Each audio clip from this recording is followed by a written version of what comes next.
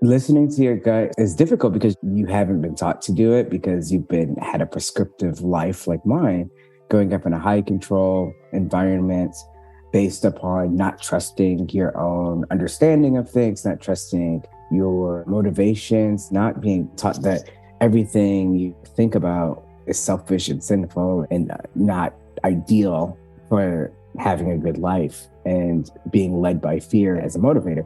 But it's important to trust yourself and listen to that little voice inside of you, because you know what you need more than anyone else. You know who you are more than anyone else. And so that's the thing I'd hope people would consider after hearing my story. It's the TMI Project Podcast, a series of stories about the too much information parts of ourselves we usually leave out because we're too ashamed or embarrassed. I'm Erik Harris. And I'm Kiebpoli Calnek. We're your host of Season 5, Black Trans Stories Matter. Before we get started, just want to let you know that as the TMI implies, some content might be too much information for some listeners. This story contains a graphic description of a sexual assault. Please experience with care. And remember, your support keeps our content free and accessible to everyone who wants to listen. So if you like what you hear and you're able to chip in at tmiproject.org, thank you. As you listen, please keep in mind this program was executed during the peak of the pandemic. The performances and interviews were all recorded over Zoom. While the audio quality may be a little lackluster, the content is gold and too good not to share. Let's dive in. Today we are celebrating Julian.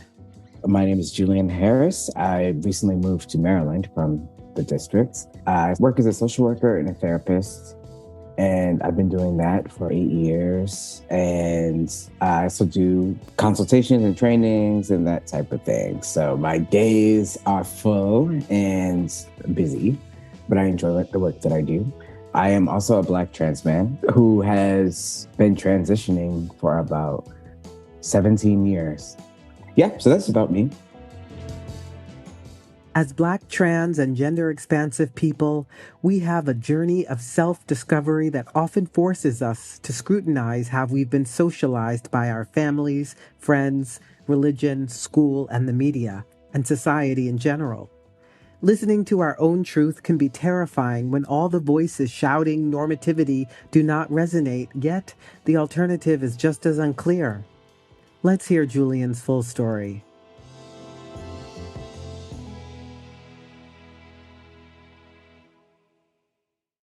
Growing up, there is no way for me to honestly know the exact moment when I know I'm trans.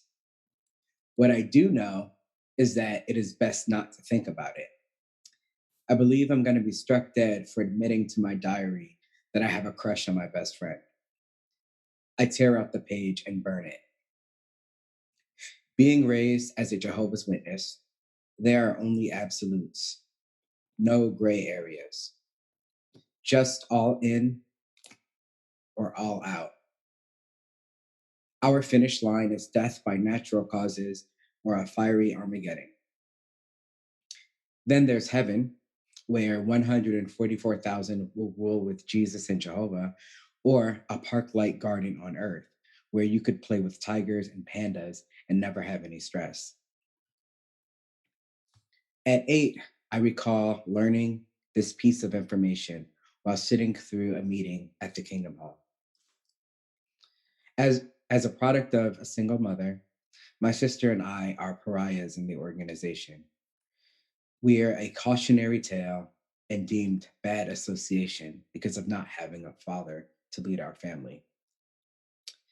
I know I am not accepted and grieve. I feel like my only option after escaping this world full of evil is to live forever in a world full of mean, judgmental people who never invite me over to their backyard cookouts or trips to the amusement park. An eternity of being left out and isolated. There is isolation in the Kingdom Hall, and there is isolation from other kids.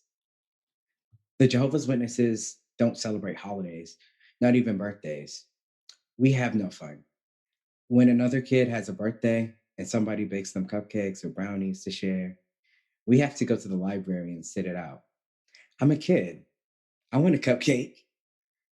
My whole life, I'm like, let me get some sugar, please. It's another thing that makes me separate. I'm always on the outs. What's worse is that wayward witnesses are shunned from their families of origin as well.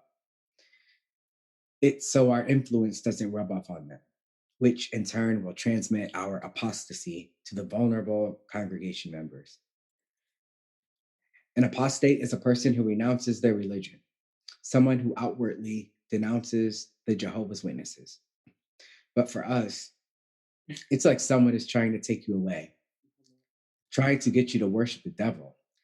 I hear others gossiping about so-and-so who went apostate. Oh no, apostate? Lock the doors. My choices are limited and dismal. And the world is so scary.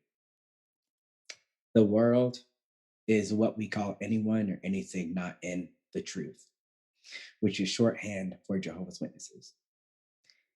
If I make friends with people who are not in the truth, I will probably end up pregnant or on drugs. My mom is born and raised in the truth and still gets pregnant with me at 16. Her dad, unlike mine, has never been in the truth. He has been in her life, raising her along with her two brothers and raising my sister and me along with my grandmother. Unlike my father and the other men in the truth, my grandfather is nice and he loves me. Is it the isolation that causes me to finally leave? Or is it the toxic masculinity that is the foundation of the entire faith? There are 3 times I'm taken to the back room to be questioned by the elders. Once, it's regarding rumors about my sexuality, where I lie straight-faced about what I did in the hotel room during the convention weekend. The second time, I'm questioned about my decision to go to the local university after my high school graduation. I'm warned about the stumbling blocks I will face there. Why college, they ask. Armageddon is right around the corner. It's pointless. Why would you waste your time? They continue. You're pretty, and you can marry one of the brothers and focus your time on the ministry. I make it into the university at Buffalo and begin to meet people who really like me. They don't ask me about my Bible reading habits, how many hours I spend going door to door, or whether or not my nuclear family is intact. They aren't murderers or dangerous or violent. I have the time of my life, learning to think critically, getting to know myself and others outside of the confines of my high control religious sect. I'm coming out of myself like a shelter pet who gets adopted by a loving companion. During my first semester, I am an English major who is known for getting straight A's. The weed man on campus is friends with my friends and wants to trade weed for my help in writing a paper. But that isn't all I'm in for. He rapes me. My sheltered youth never prepared me for that. I go down a spiral. They were right. It is my fault for eschewing the Christian values and rules that I have been taught my whole life. How can I expect to lean on my own understanding and have a good life? I feel like I am nobody and the elders have all the answers. The third and final time I meet with the elders in the back room where the paneled walls have no windows. It's the winter break after my first semester at college. I tell them, I want to dedicate my life to Jehovah.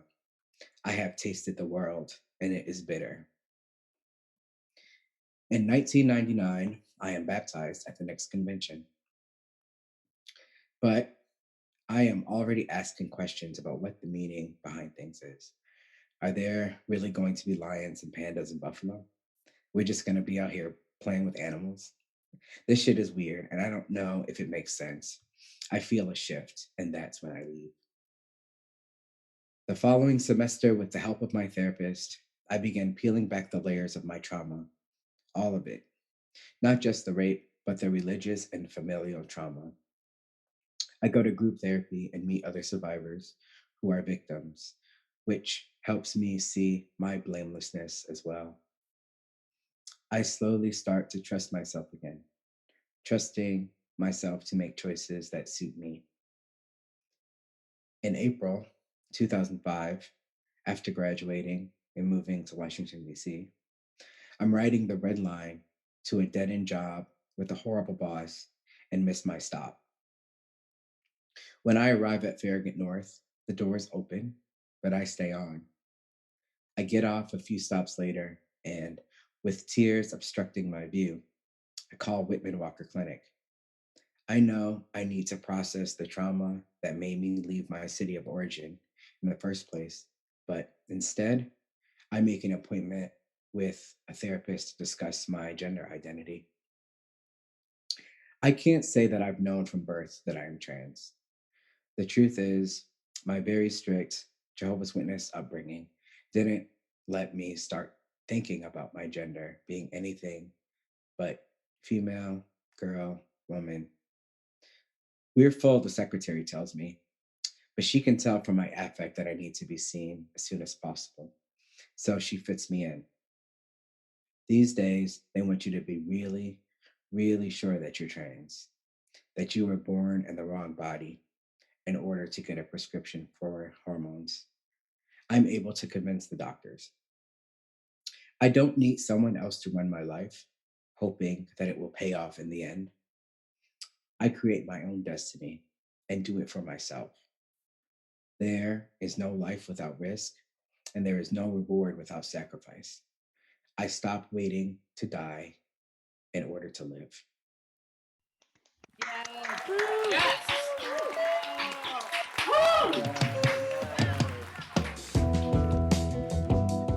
We caught up with Julian, and he shared how it felt to tell his story for the first time. The night of the performance, I felt a number of emotions. I think I was feeling excited. I was nervous that maybe people would be surprised, be disturbed by the story, feel bad for me. I don't want people to look at me and feel pity. But also, it was a story of survival and growth. So lots of mixed feelings that night. One of the biggest ways my life changed is that I started to write more.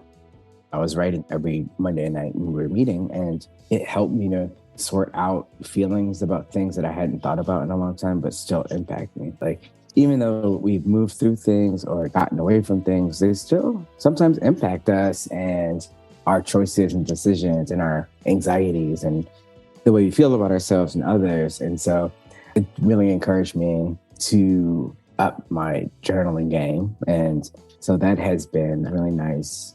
There's a really lovely poem that I think about sometimes by Walcott. The poem is Love After Love. And it reads, "The time will come when, with elation, you will greet yourself arriving at your own door, in your own mirror, and each will smile at the other's welcome and say, 'Sit here, eat.' You will love again the stranger who was yourself.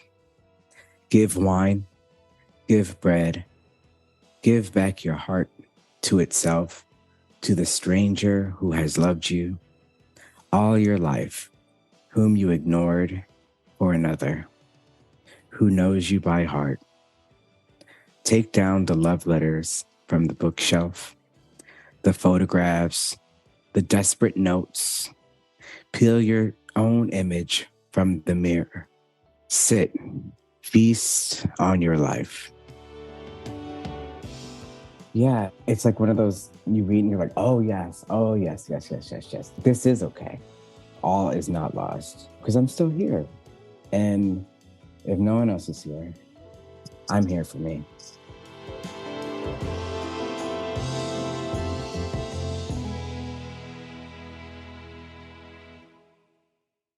Thank you, Julian, for reminding us of how to stay authentic to ourselves in all ways and continue letting confidence, trust, and self-love guide the way.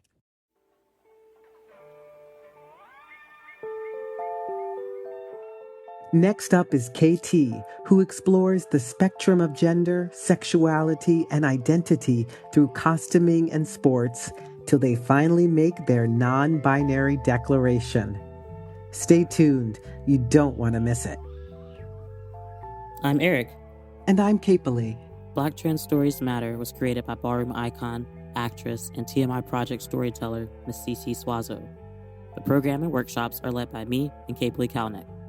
If you like what we're doing, please subscribe, rate, and leave a review wherever you get your podcast. It really helps. TMI Project is available to offer true storytelling workshops and performances for your school or workplace. This episode of Season 5 of the TMI Project Podcast, Black Trans Stories Matter, is produced in partnership with Radio Kingston. It was written and edited by me, Kiebpoli Calnek. It was mixed and mastered by Stevie Manns. Our theme song is Secrets by Edison Woods. TMI Project's executive director is Eva Tenuto. Our operations and programs manager is Blake File. Our marketing and digital coordinator is Laura Marie Ruocco. Our graphic designer is Lauren Gill. In addition to me and Kiebpoli Calnek, our workshop leaders are Perla Iora, Haley Downs, Rain Grayson, Ray Lipkind, Dara Lurie, Julie Novak, Blake File, Eva Tenuto, and Micah. To learn more, support our work, and find a special writing prompt so you can start telling your story, visit tmiproject.org/podcast.